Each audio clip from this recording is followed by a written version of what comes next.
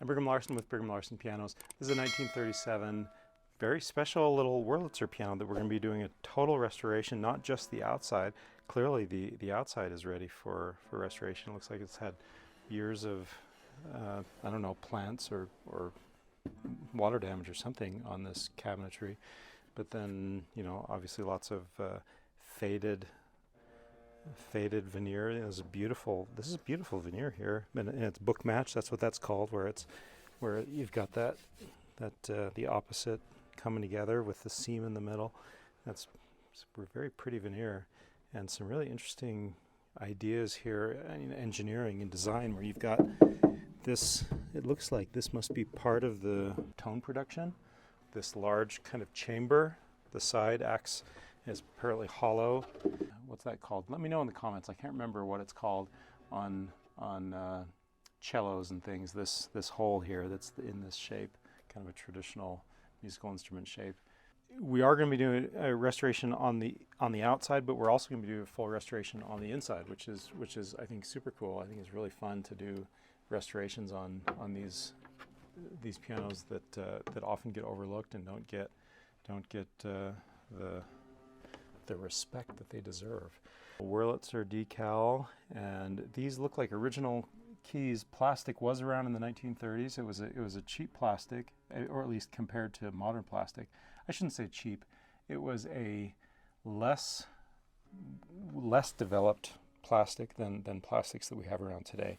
So really tiny little thing. It's not a full keyboard, not a full 88 keys, but everything else looks pretty standard. Looks like we've got a little drop action piano. So we'll be replacing everything. We're going to be replacing the hammers and the dampers and the hammer butts and the shanks and the strings, and we'll refinish this plate.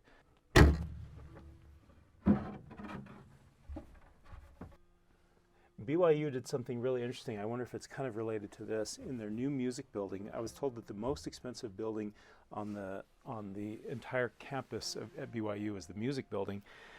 And the reason for that, I think there are a lot of reasons actually, but one of the big reasons is because every practice room is isolated. They didn't just soundproof it, you know, with thick walls and padding and that sort of thing in between.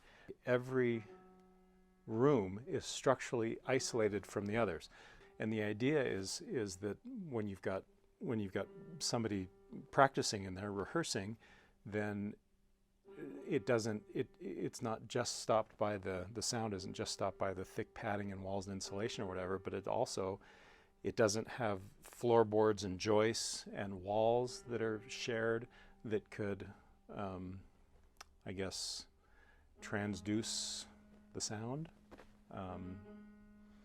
And so I wonder if we have kind of the same thing going on here, maybe. I'm not sure, where you've got where you have a physical connection. So it's kind of the opposite, you know, where you've got a physical connection, even though the soundboard, the perimeter, you know, you've got it is glued onto the perimeter like a normal piano here.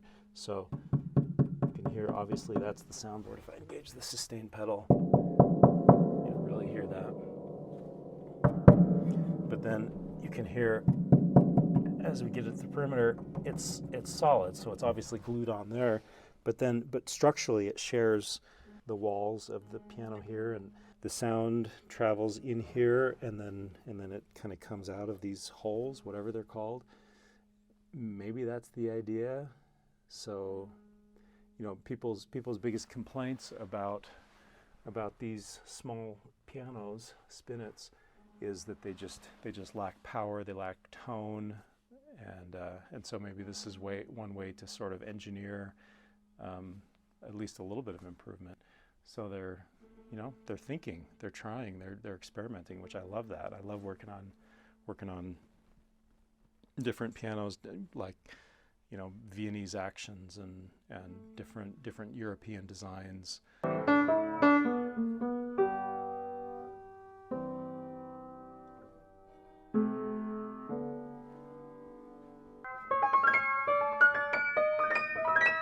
Okay, interesting little piano, and I'm really anxious to hear what this piano sounds like, especially with this experimental design and that crazy soundboard design that looks like, I mean, they put a lot of effort into this. So again, hats off to Wurlitzer 1930s for doing something so experimental on such a small piano. Yeah, and I think it's going to be a very pretty piano too when we're all done with it.